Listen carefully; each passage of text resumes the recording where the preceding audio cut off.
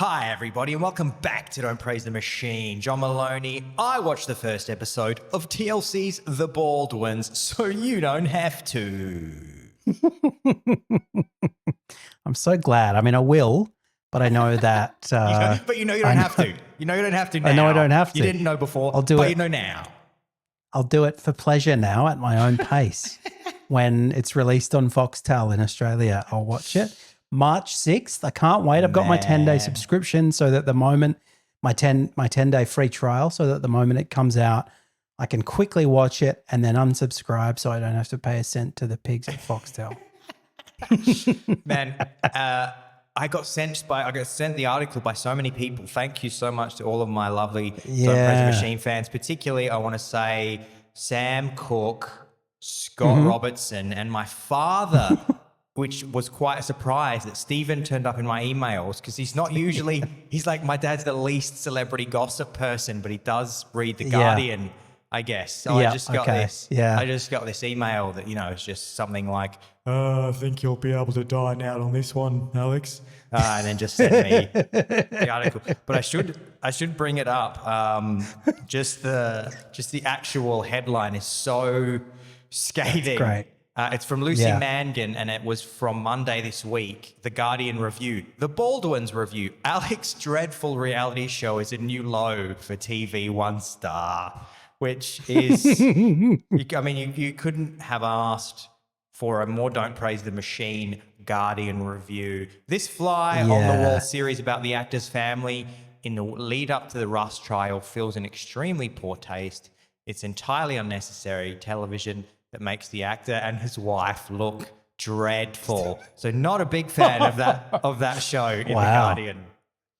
Yeah, I should also note that there was an article from Vulture, a review from Vulture that said the pilot episode of The Baldwins, TLC's new reality show about the actor Alec Baldwin and his family, is one of the darkest and most bizarre hours of television to appear in recent memory. So that's a nice little, that's the kind of review that makes you want to say, I'm going to sit down and watch it just to find out how bad it really is. Yeah. And Alex, you can tell us.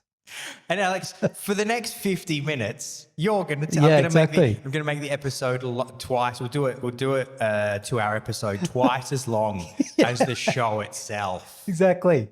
Just take us through it minute by minute. We should take as long as you need. We should do that thing that the guys who followed the Hock Tour podcast. There were those two guys that popped up on Instagram. Oh, yeah. There were the Hock Tour girl started her own podcast called Talk Tour, and then these two fantastically hilarious American guys sprang up every week with a podcast called Talking Talk Tour, and they would just appear on the couch swirling these glasses of strawberry wine. Swirling big glasses of wine and kind of doing this sort of, slightly over-intellectualized assessment of bullshit that was happening on the show. It's great. Is the Talk Tour podcast, just as an aside, is that finished? I believe so. I believe post Talk Tour crypto scandal. You know what? Fuck. I need to add this to my notes. Everybody, you're getting a real look into how the sausage is made here. We really need to do a crypto shitcoins entire podcast because that is so us, and that is something I'm thinking a lot about. So everybody get ready because there's going to be a Don't Praise the Machine crypto shit, explaining crypto to my parents.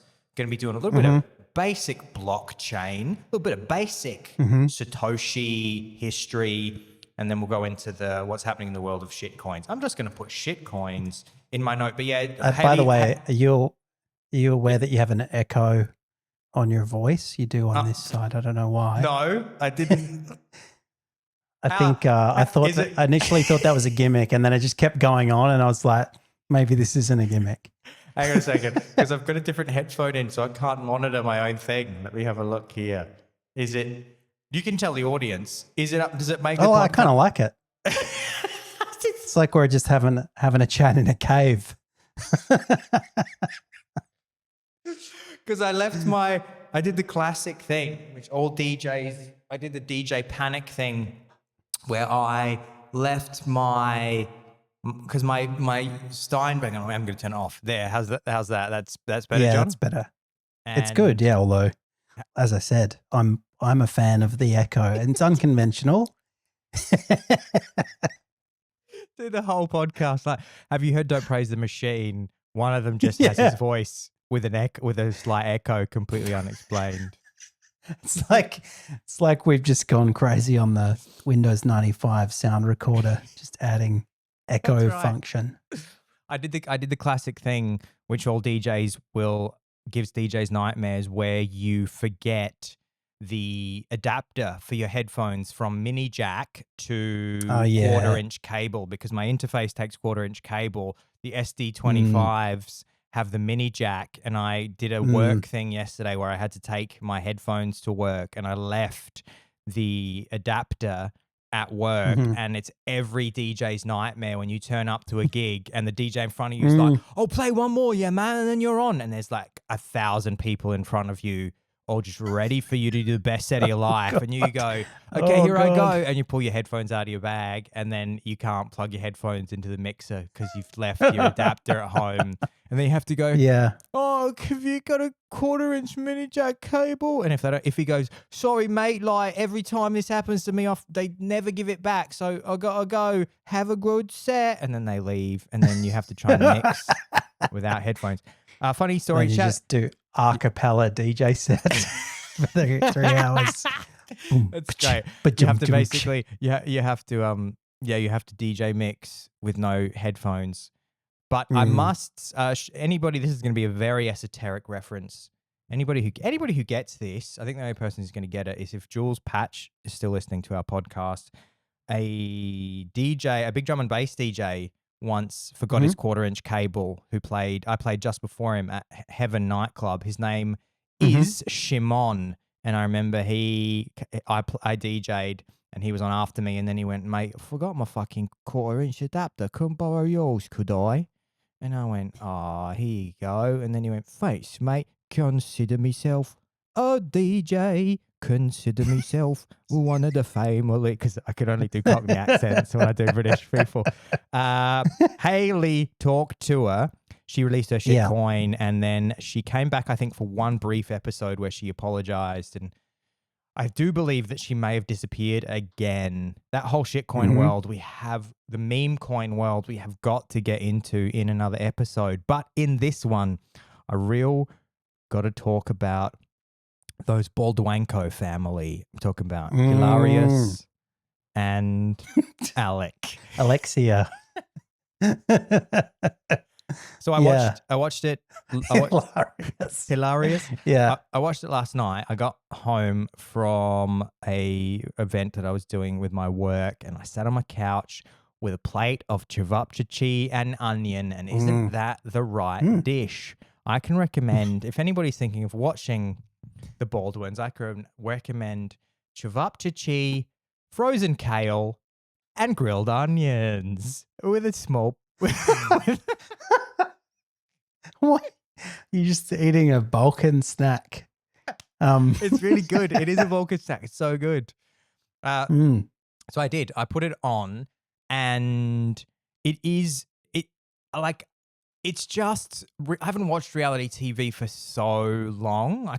You won't catch me dead watching reality TV, because I feel like a total mark, a total doofus who's being scammed every time somebody says, "Oh, should we watch a reality TV show?" And I mean, we've discussed this on the podcast before, but it's always like, I just feel like people don't realize that it's just scripted television, that they're being lied to think that it's, so you're completely getting scammed, because you're getting a subpar television show that they put very little effort into and very little money.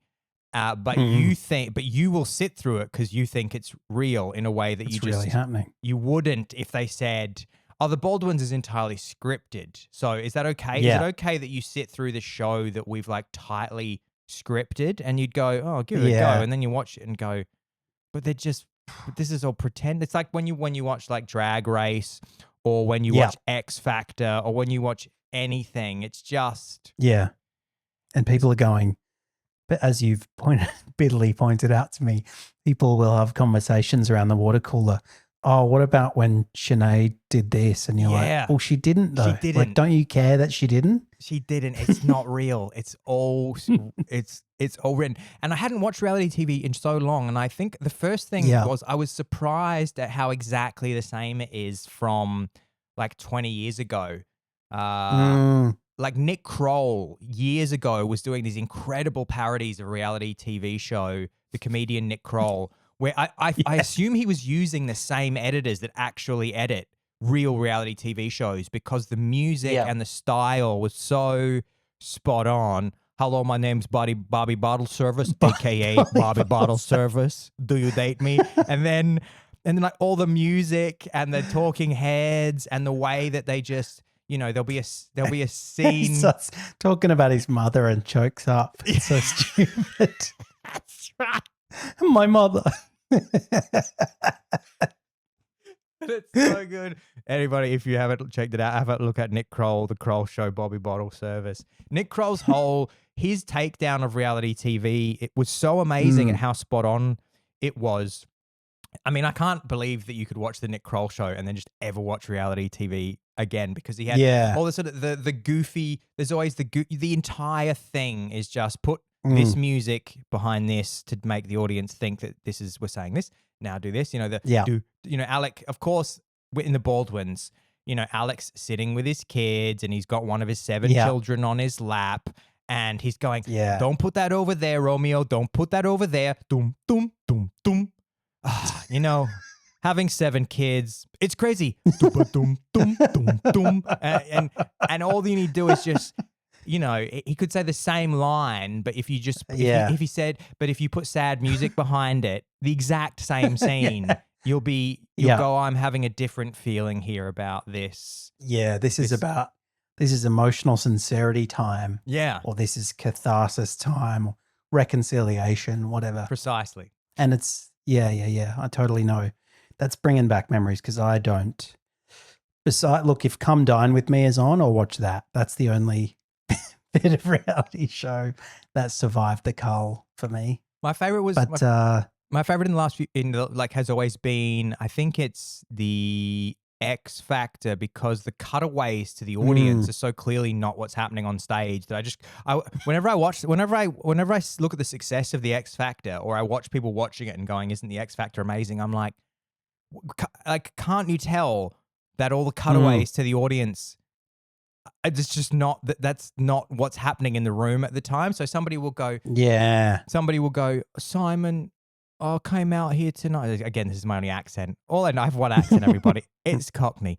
So it's my Bethnal Green from the 1950s accent. Simon, I'm a chimney sweep, but all my dream ever since I swept chimneys was just sing. All I wanted to do was sing. And then it will cut to the audience. Just the Cray brothers watching X Factor. It's absolutely the Cray brothers having breakfast at Polici's and then doing the X Factor audition. And so there'll be someone on stage going, oh, it's always been my, you know, I live in a cardboard box behind an alley, but it's always been my dream to sing. And then it will cut to the audience. They'll be like, oh. And then you don't realize, like, if you just watch the show 2 weeks later, it's the exact same shot that they cut away to. And particularly when there's an emotional hype, when the editor decides that there's an emotional high point, they just cut away to the audience like standing and applauding, and you just go, this could have been, it's probably a shot from 5 years ago that they've put. It's so clearly that's what's happening. But there's a lot of digressions, and that's the whole Baldwinos. It's extreme. My digression is, I was going to say something culture war-y, like my favorite reality TV is the presidential debate, because that is equally stage managed. Yeah. Now, you watched it. It had Alec Baldwin talking to his kids. What I'm interested in is whether they got into one of 2 subjects. He's shooting someone on the set of Rust and Hilaria's pretending to be Spanish. So yes and yes. But okay. But the Hilaria Spanish thing is it something I do want to get into. I'll talk about the Rust thing first, which I think is the thing that's upset a lot of journalists who were forced to watch the show, because that is the part that they're really leaning into for the show, because that's where the drama comes from. Because you have to keep in mind, the whole point with reality television or any storytelling is that there needs to be tension, there needs to be drama, and so if it's not really there, or in the case of the Baldwins, if it's the wrong kind of, like, you pick your drama. So this is a particularly, like, as in there could be real drama happening in the Baldwins' life, which I'm sure there is, but they decide before the show which drama are we going to go with, and they will have had a discussion and go, well, okay, the arc's gonna be Alex really sad from having accidentally shot someone and killed them on the set of Rust. And so that's going to be the tension of how you guys handle that. Yeah. And if it was a documentary, then that would have a very different feeling, because you know, if they'd let a real filmmaker into the show, and there was some sense that the filmmaker had final cut, and you know, they actually showed what was going on, but instead of a documentary where you're seeing how Alec deals with having shot someone, it's this like total puff piece featuring his whack job wife, where clearly it's not a documentary, it's a reality TV show where the whole point is to present them in this like popcorn cheeseball and just not an appropriate place to be talking about how difficult it's been for Alec and Hilaria. And they do their best in the show to really try and go, look, we know this isn't about us. We know that a person has died, and we're going to live with this for the rest of our lives.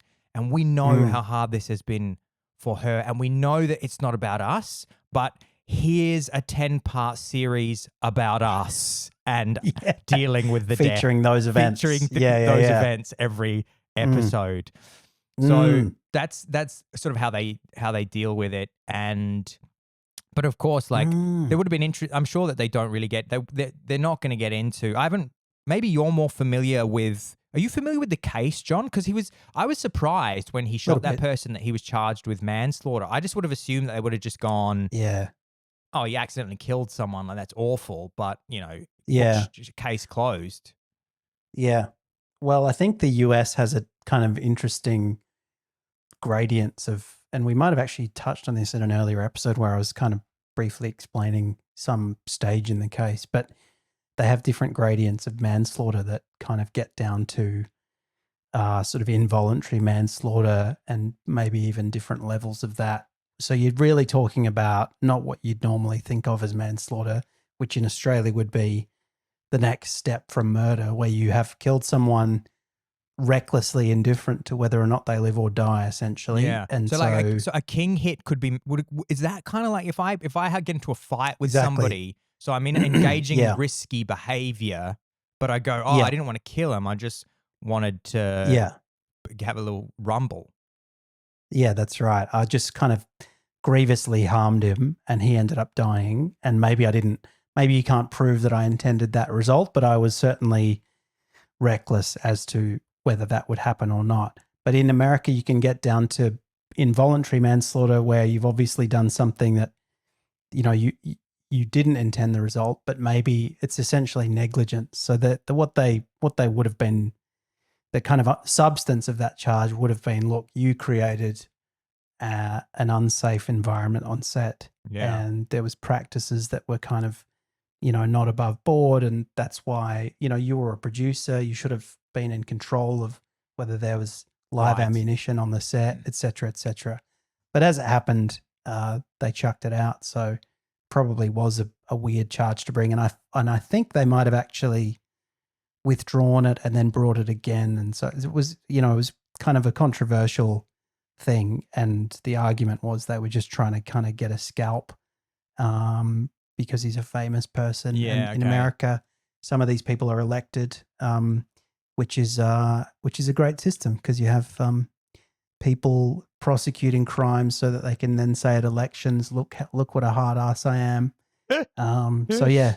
Anyway, that's another digression. But that's the basic idea, I think, is he was a producer and the culture and the practices on set were sloppy, and that's what led to this person being shot. They show what is an interesting thing that I hadn't seen before is they show the police interview with him where one of the detectives says to him she didn't make it, and you see his reaction to, because obviously what would have happened is he would have shot her, there would have been an ambulance taking her away, then the police come and interview him in a room, but he doesn't know yet what the story is, and then one of the police officers says, oh yeah, look, I'm sorry to say that she didn't make it, and you see him sort of gasp and sit back and go, oh no, and then Hilaria has a lot to say about it, and that's what you really want to hear. Is if anybody, I'm sure the family of that woman who died thinks, you know, what would be the most soothing balm on this would be Hilary Thomas making a TV show about this. So I think that's what and giving her opinion. I remember when they got stopped in the height of the days after the shooting. Yeah. Hilaria and Alec got stopped for, to speak to journalists. Well, I think they're probably journalists pursuing them, and they thought, fuck it, let's just pull over and give them what they want. And Alec was talking, and then Hilaria started kind of interjecting and giving her 2 cents. And you can see Alec kind of getting shitty with her, which is quite a sort of strange and funny subtext. And he's going, like, this is his wife, and he's going like, excuse me, can you let me explain, please? That should be the show.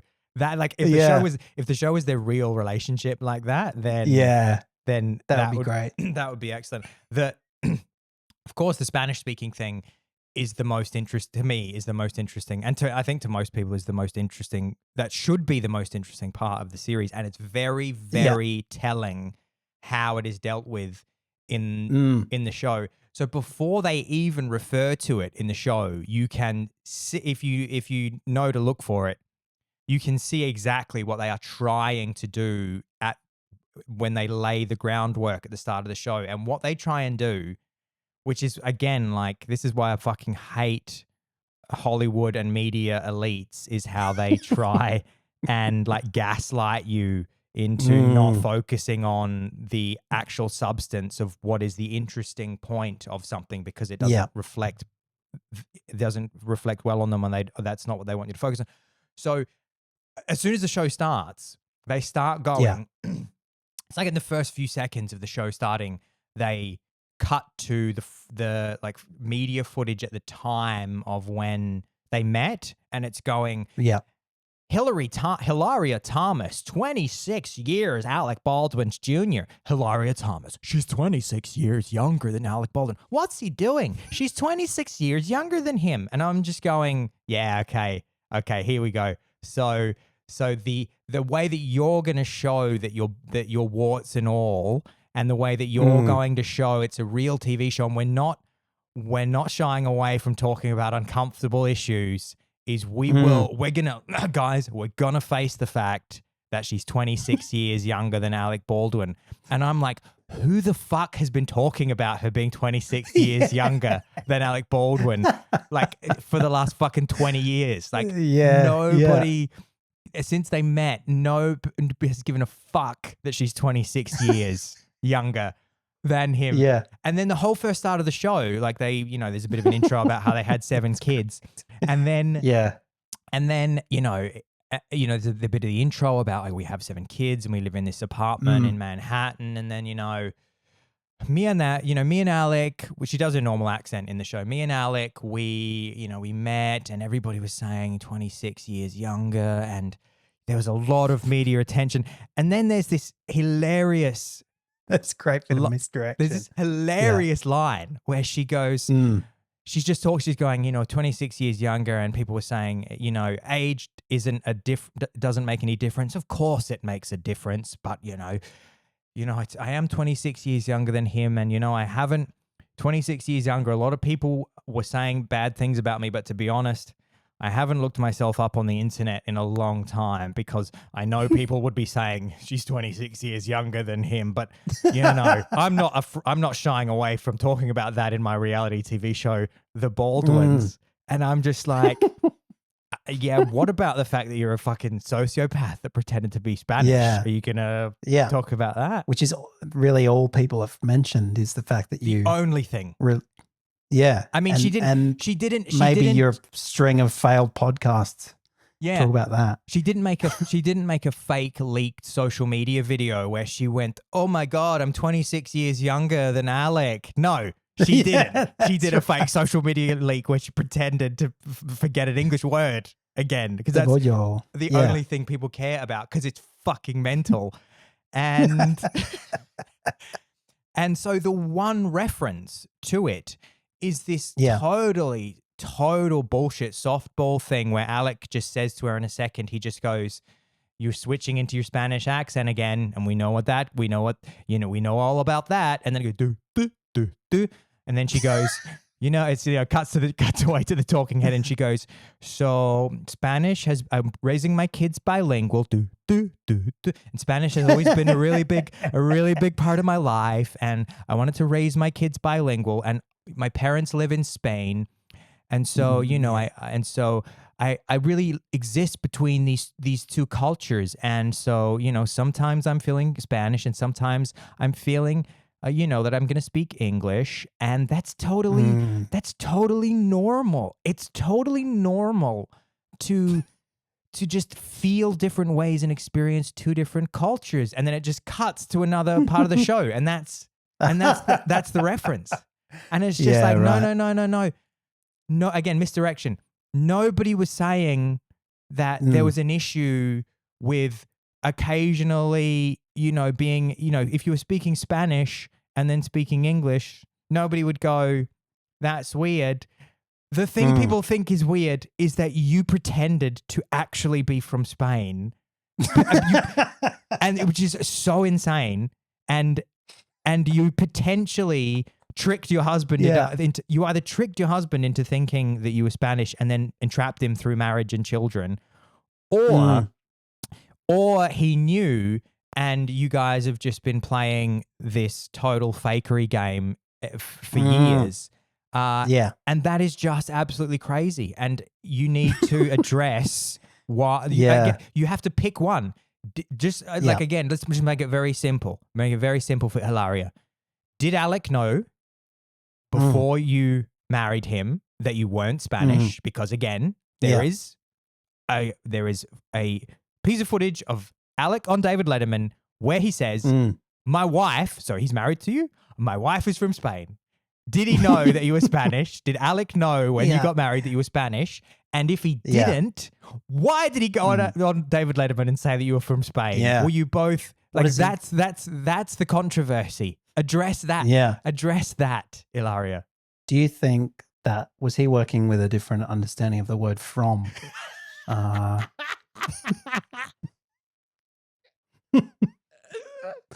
Whereby you liked Spain, so much, you visited a few times so much that you were from there. Yeah. He thought that it was. Wow. He thought maybe Alec thought that the word "from" was a synonym for interested in. Exactly. Yeah. And so my wife is from gaslighting. And yeah, okay. Well, it's the thing is, you're never going to get what you want from these shows, are you? And what I really want is a kind of excoriating Louis Theroux style, forcing Alec to sit down in a chair and asking him these questions. Did you know this? Yeah. Asking Hilaria, what do you mean by that? It's very obvious that you just lied, and why don't you just admit that and whatever? Yeah. And what about this podcast that failed? What about that one that failed? What happened there? Yeah. Did you have a falling out when you were doing Witches Anonymous? What happened? Everyone wants to know, but it doesn't sound like they're going to get into that at all. But I also kind of wonder,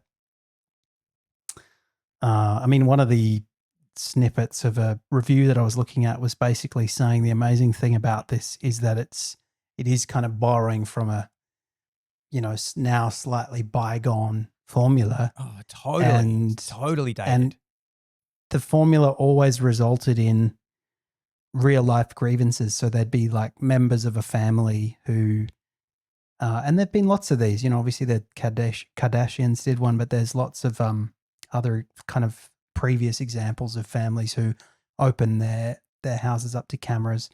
And, you always get kind of, grievances later because, I don't know, I mean, in this case, there's 7 kids involved. You can't assume that they're going to be all cool with the fact that this was made. And especially if it does get into anything that might be sensitive, although it seems like it almost certainly will just be a elongated puff piece. But, they haven't learned from the fact that people have basically gotten sick of those formulas and that they never really worked for the people who were even, who were commissioning them because they thought they could improve their reputation. Maybe you could say they worked for the Kardashians, I guess. But what's going to happen to, like, is Alec Baldwin's career going to improve because of this show? That's pretty hard to imagine. Not at all. Absolutely not. It doesn't. I mean, I kind of feel watching it like, I think because Alec Baldwin has generally been like he's always seemed to be a more or less, what you see is what you get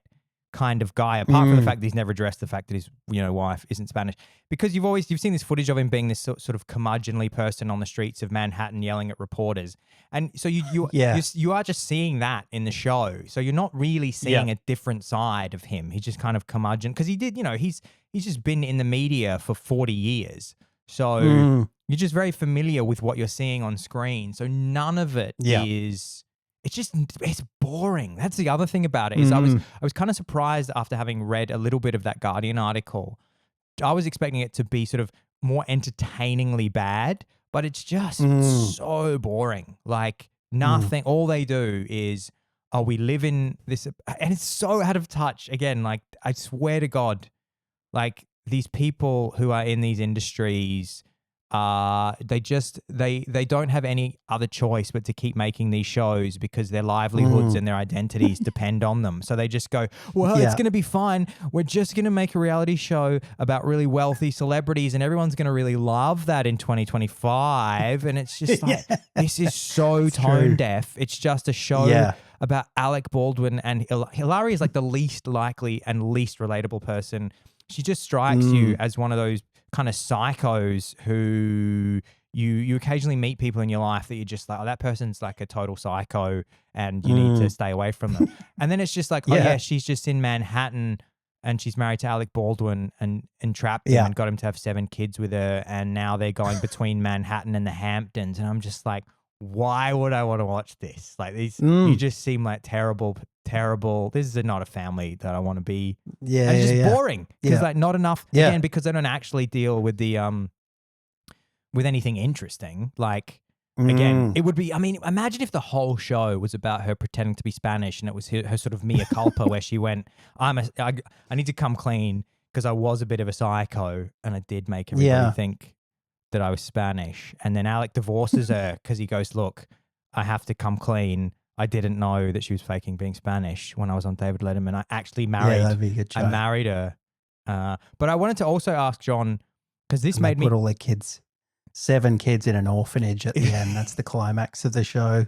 Just dropping them off, waving to them with tissue as they put them. As they get fed. You just footage of the Baldwin kids getting fed gruel and being put to work in some textiles factory. Can I have some more? This also bleeds in, John. You were sending me articles of the new Meghan Markle, speaking of tone deaf television series that nobody should want to watch. Didn't she did this sort of rebrand because she made her stupid lifestyle brand called something Riviera or something. Yeah, so it was called, let me just see if I can look it up, but it was basically the wife of Prince Harry, Meghan Markle. American Riviera Orchard. And there was already a brand that was very similar to sounding to that, because I think that's American Riviera is just Riviera is just kind of a slang term for the area where she and Harry live. And so unsurprisingly, there was already quite a similar brand selling locally made products that had quite a similar name, had the name Riviera in the name. So that was kind of already a bit problematic. Although she says that's not why she changed the name. She says she partnered with Netflix to relaunch her brand and call it As Ever, which she helpfully explained means as it has always been, because, of course, she's always been into the kinds of things that she's into that have generated this brand, like, I don't know, making organic honey and selling it for $300 a tub or whatever. And putting, I guess, like bath salts. That's the kind of shit I imagine. I don't know, like special oils that you can either cook with or put on your face, that kind of thing. It's a sort of high class hippie answer to Goop, of course. And so she's relaunched it as Ever. Yeah, and she did a kind of, again, trying her best to seem very unguarded and very natural and very authentic. And clearly, it was like the 10th take of some selfie that she was, some, straight to camera presentation that she was doing, where she talks about launching it. But then, there's some guy in New York, I believe, who has a clothing label, has had for several years. Yeah. And it's called As Ever. And I don't know why neither her or I mean, it's hard to find this stuff out. And, these things do happen. And that guy has enjoyed a massive surge in the popularity of his clothes, which actually kind of do look sort of cool. So they're basically like, he sort of repurposes military clothing. And so he said, look, I don't want any, like I don't want to sue anyone. I'm happy that it has helped my product. It's helped me shift some units. And so that's all good. Although my suspicion is that she might not be happy with that. And she might eventually kind of say to him, look, you need to sell the rights to this name to me or whatever. Yeah. And so we may yet see a dispute there. But of course, that's all off the back of her show.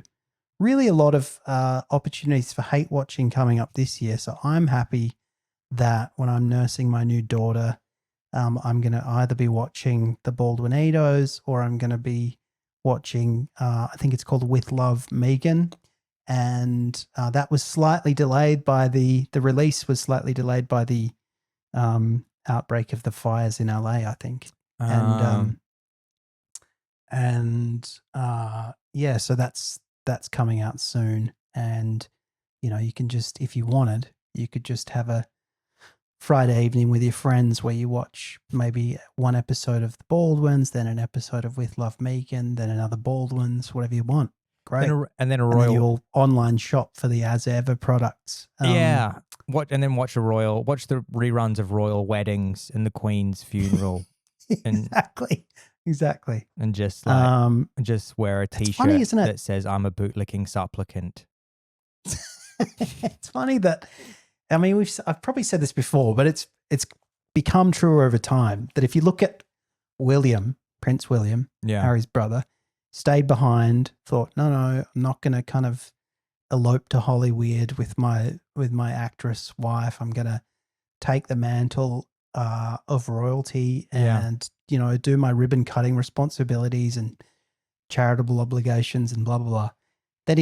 Then his wife, unfortunately got cancer, Kate Middleton. And so he's kind of looks like this long-suffering good father who's kind of sticking at it even though his wife's sick. He's ended up being like the much more likable person, which was the exact opposite of what you might have expected if one of them, decided that he was too principled for the bullshit old monarchy and left. I think Prince William has only benefited from Harry's departure because Harry now looks like this sort of money-grubbing Hollywood sleaze merchant. But I'll be watching, and sure, if they want to sell me, I don't know, some sort of dermabrasion product, something to clear my pores, maybe something that's a superfood. I'm all over that stuff. I think Yeah, I mean, I just think Meghan and Hilaria have so much in common. They give a very sort of similar, they give a very similar vibe as being sort of opportunistic psychopaths, and that just dreamt of being famous and rich. And I remember somebody though told me that they had been on a boat on a sailing trip with Kate Middleton, a very young Kate Middleton, before her and William got together. And I don't know how they were. It was probably a friend of a friend type thing. I don't know how they were on the same trip, probably because they went to the same elite school that she did or something. They were all having their gap year, and I don't think had even met William yet, but she was basically like, I'm going to marry him. I'm going to be a prince's wife. yeah, right. And then she went and did it. And, these are real. Then she's like, These are real. fucking yeah. Yeah, exactly. Fucking smashed it. And, I hope she's happy because to me that sounds like a very, very boring life. But this leads me on to another Death of Celebrity 2025 thing that we just need to check in on. Maybe I'll bring the reverb back just for this bit. And I can't hear myself, John, so you'll have to tell me how this sounds. I'm going to add a little bit more length on going to add hall reverb and now I'm going to go Met Gala check-in 2025. That worked? That's great. Yeah. Okay, great. So I do not want to miss the Met Gala 2025 because I really think that it's a pivotal moment in the death of celebrity in 2025. What is gonna happen? So I just want everybody to put it in your calendars. So it is the date of it is it's the first Monday in May each year. That means that the Met Gala 2025 will take place on Monday, May 5th, 2025. And what's so interesting about the Met Gala 2025, anybody who doesn't know, the Metropolitan Museum is a very famous museum in New York City. And every year, editor of Vogue magazine, Anna Wintour, hosts this sort of famously salt of the earth. Anna Wintour hosts a celebrity wankathon where all of the beautiful celebrities and elites all come together and they wear fancy dress ups and they say, look at me, all of you peasants, I'm incredible because I'm a fancy celebrity. And then they walk the red carpet and then they go into the ball and then you don't get to see footage of the gala itself because as you mentioned, everybody's doing drugs that we don't have access to as the supplicants. And everybody's just filthy rich and doesn't really care that comes at the expense of everybody else in society. And last year was a little bit of a watershed moment because for years and years they've just kept doing this and they've just kept hypnotizing the world through their messaging and going, this is good. You guys like this. This makes your life, looking at these people who are better than you and who are ultra millionaires is good and you enjoy it. And then last year, and they can always turn around and say, look, we're raising money. Exactly. For the Met. Exactly. No. They've always got these little tricks that says, oh, we're actually... Probably has enough money to last for the next 1,000 years. But anyway. And then last year there was a Met Gala blackout on TikTok where people on TikTok were like, this is fucking gross, this whole thing. These people can all go and get fucked. And that was very interesting because it started to get a bit of media attention because normally the media obviously, like mainstream media, profits from the Met Gala because their whole thing is, well, we need something to get people's attention. So what we do is celebrity gossip and celebrity news. And that's what we love the Met Gala for. And then also Met Gala gets a lot of sponsorships. Like Vogue magazine gets a ton of sponsorships by people companies that pay to, I think, be in like the Vogue Met Gala issue, or there's some way that companies pay huge amounts of money to be to sponsor the Met Gala. So I see. And we spoke about this last year, and we just said like they surely just can't keep doing this because the TikTok thing has happened, and it is just going the TikTok thing is just going to happen again, times 3, because things have only, it's not like everybody's like, oh, you know what, I've got a bit more money in my pocket than I did last Met Gala. So let's see what Jared Leto's wearing on the red carpet. Let's see what Lizzo's up to. Now that the gap between rich and poor has closed, I'm happy to enjoy this. Exactly. And so I just was like, they can't keep doing, like, they'll have to, like surely they can keep doing it, but you have to do like a Bilderberg thing where you do it in secret. You have to have some private mansion somewhere that's hidden so that all the celebrities can go and do unspeakable things in private, and then film each other so that nobody can reveal the secrets of the other. That's the classic elite trick. But no, there will be a Met Gala 2025, and it couldn't, the theme couldn't be more transparently attempting to make it appear as though they are down with the social concerns of America and planet Earth, because the theme will be, it's something like, believe it or not, you just give me, here we go. The Met Gala tailoring black style. Tailoring black style. According to Vogue, it's inspired by Monica L. Miller's 2009 book, Slaves to Fashion, Black Dandyism and the Styling of the Black Diasporic Identity. While there haven't been many details about how this applies to the dress code, Vogue revealed that the exhibition will explore the style of black men in the context of dandyism and the 18th century through to the present. And then this is what I love as well. Vogue has announced that Coleman Domingo, Lewis Hamilton, A$AP Rocky, A$AP Rocky, and Pharrell Williams will co-chair alongside honorary chair LeBron James. Now, this is what you might call blackwashing, John. I think that's probably what this is an attempt to do, because you can't criticize the event if it's about the struggles of the African-American community and how they've risen through adversity, and how now Pharrell Williams, and Pharrell, what a relatable bunch of people these are. Like A$AP Rocky, Pharrell Williams, and LeBron James. They're just people that I go, you know what, when I think about the contemporary struggles of impoverished African-American communities, I think, who's really making a big difference there is A$AP Rocky, Pharrell Williams, and LeBron James, who turn up in those communities week after week, making a difference. And it's not going. This is Formula One driver Lewis Hamilton. What's he doing there? What does he know about fashion? Maybe a lot. I don't know, but he's not somebody I previously associated with that scene at all. And I wouldn't put it above Anna Wintour at all. I mean, I wouldn't put murder above Anna Wintour, but I wouldn't put it above her to be very calculated about saying, after last year, we need to, because sponsors were getting spooked last year, and they would have said, okay, we need to make something that is bulletproof, that the wokesters can't.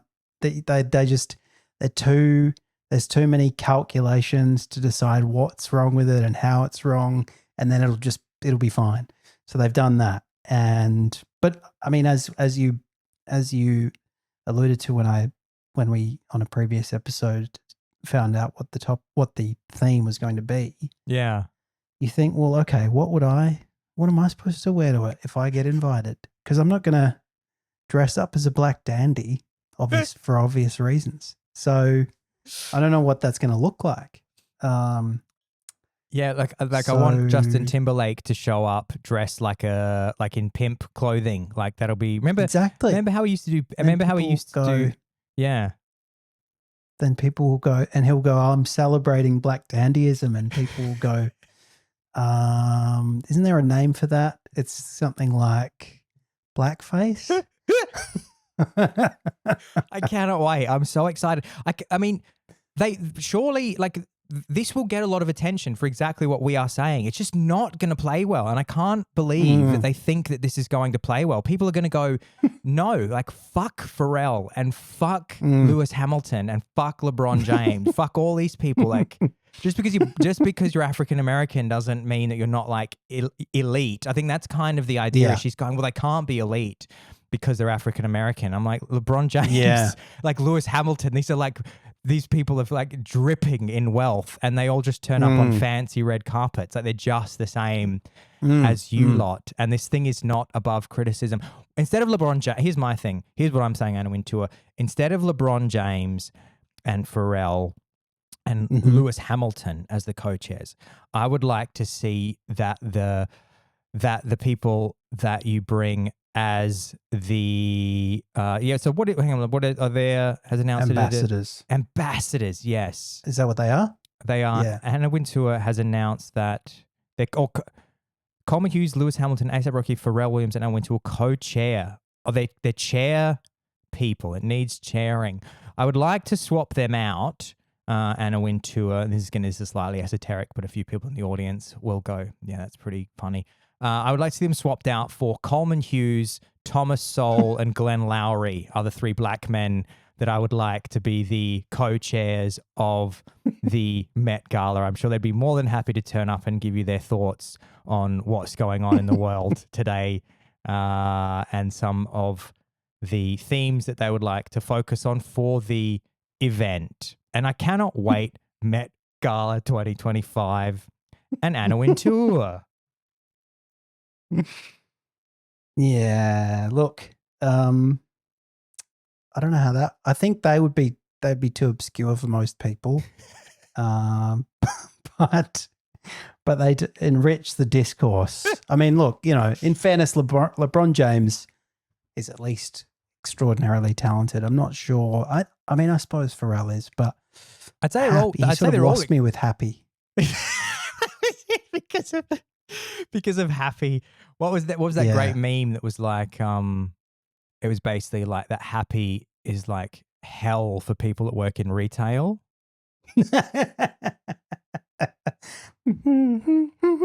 I mean, they're all extremely talented. Like Lewis Hamilton. It's true. I also think Lewis Hamilton is one of the only people.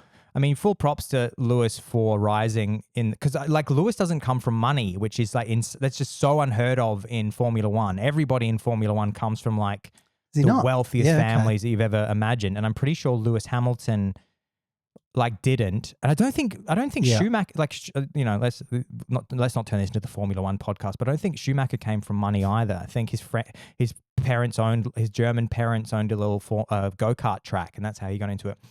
But this is what always saddens me, is that people like Lewis Hamilton come from like working class backgrounds, and then when they get wealthy, instead of going, oh, let's make the world a better place, they go, nah, you know what I'm going to do? I'm going to co-chair the Met Gala. And I'm just, and you go, well, that's disappointing. It's true, although I don't know. Look, there, but for the grace of God, go I. If somebody sent me a letter saying, "Do you want to co-chair the Met Gala?" I think I'd say, sorry. Sorry, Al. I made us promise. Do you remember? I said like some years ago. I said we have to promise each other that no matter what happens in our lives, no matter what. I mean, it's as imagine if we tried to go now after just making it one of the.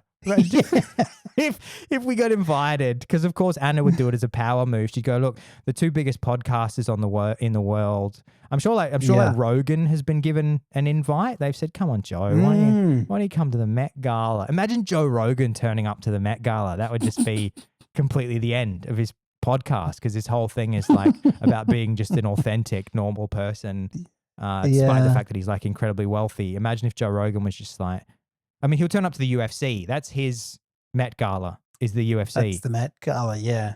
Dana White, Joe Rogan, and I mean, look, those guys Dana's in the inner circle now, so they're not far off coming to. They'll probably go to Bilderberg, so they may as well go to the Met Gala. But it's exciting. So May 5th, put that in your calendars, everyone. It's going to be a whole, because it's going to be our Met Gala month here on Don't Praise the Machine, following along the death of celebrity. Post-mortem. We'll have to do. Well, it has been.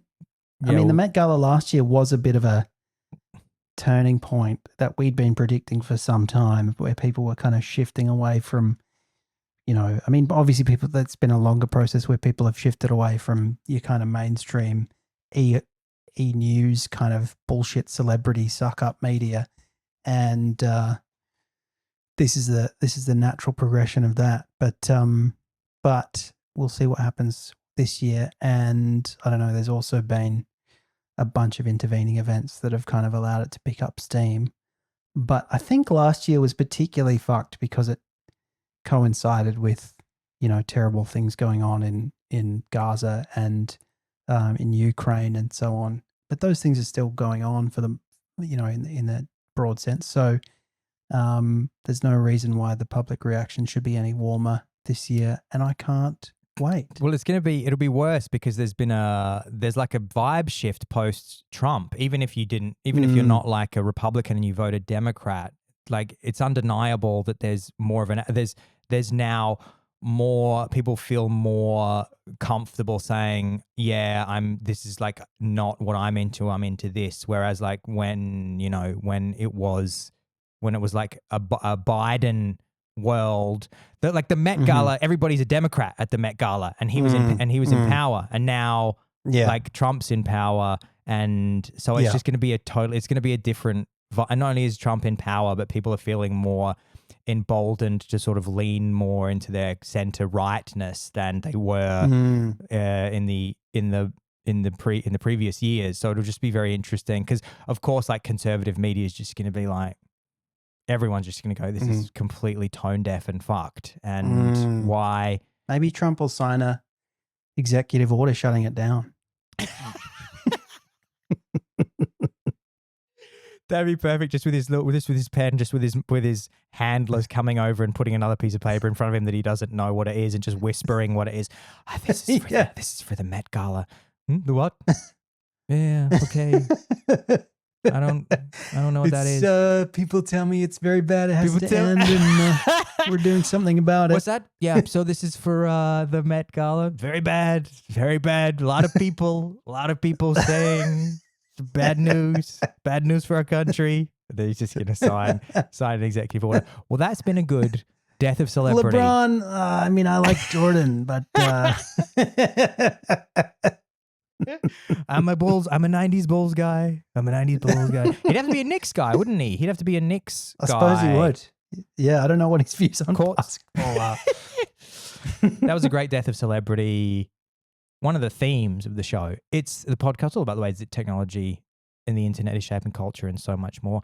And the death of celebrity in 2025 plays right into that. John Maloney. I want to say a shout out to my friend Samantha Cook, who turned 40 this week. Happy 40th birthday, Sam Cook. Sam. I am getting my flight to London. Are you going to see that? To go to Sam's 40th. Oh, I'm jealous. This weekend. And I would. That'd be great fun. It's going to be, she's having a Met Gala-esque 40th with red carpet. and designer drugs, similarly like tasteless theme, culture war sort of theme. Derelict. The theme is opulence. Derelict. And shout out as well to longtime DPTMer Patrick Koo, who tuned in last week to hear our discussion about what did we talk about last week? Pick up artistry. Pick up artistry. Nuzzling in field. So we talked. You can actually. I couldn't stop laughing all week, John. I was just trying to. I lost his name for a bit because I'm sleep deprived because of the baby. But you can. His name was Mystery. Yes. AKA Eric von Markovic. And Patrick Koo. Sorry, you go. And Patrick Koo tuned in to say, John, you forgot to mention that I used to call you 10-Minute Maloney because your transition from meeting a woman to going to make out, as Eric von Markovic would say, in field, was so rapid in those glory days of 2008 to 2012. And I said, I'm not going to pass up, even though that we finish talking about that, I'm going to shoehorn that in, Patrick, because it's a lovely memory for me and it's a lovely bit of humble bragging that I can do on the podcast. So thank you, Patrick. You gave me that nickname. And it's much more flattering than the array of nicknames that I've been given over the course of my life. So I appreciate that. Beautiful. I'm going to Sam's 40th. I'm going to try all of the pickup artistry ladder as quick as I can. Yeah. I'm going to walk in. I'm going to open a 3-set. I'm going to demonstrate higher value, merge sets, isolate, go to comfort, nuzzle in field. False time constraint. In false time constraint, say, I'm just popping in. I can't stay at Sam's 40th. And she'll say, what do you mean? You say, you flew to London for this. You go, shut up. It's a thing. That's perfect. False time constraint at Sam's. So hi guys. I've got. Can you help me settle a bet? Help me settle an argument with some friends, but then I have to leave, and they're like, "But you're one of Sam's dearest friends from for 10 Where years. are you gonna go? Where are you gonna go?" False time constraint. I think the best false time constraint is just I'm busting for the loo. Yeah, but I just wanted to come over here. What about false time constraint is I'm about to shit my pants. Yeah, I've got. Hey guys, I've got explosive diarrhea. Help me settle a bet. That's going to get you with the ladies. So I'm going to escalate through the pickup artist ladder, nuzzle. I'm basically, I stop. My goal is just nuzzle in field. I stop there. I've achieved. If I'm nuzzling in field, then I've made it. I'm going to be nuzzling. I'm going to try and nuzzle 3 different women. And then when the photos from the party come back, it's just going to be me like a little baby just nuzzling into 3 strangers. Like, do you want to kiss? No, just nuzzling. Just nuzzling in field. Thanks so much, John Maloney. Just in swaddling clothes, yeah. That's been a great podcast. Thank you so much, everybody, and we can't wait to see you next week. The podcast.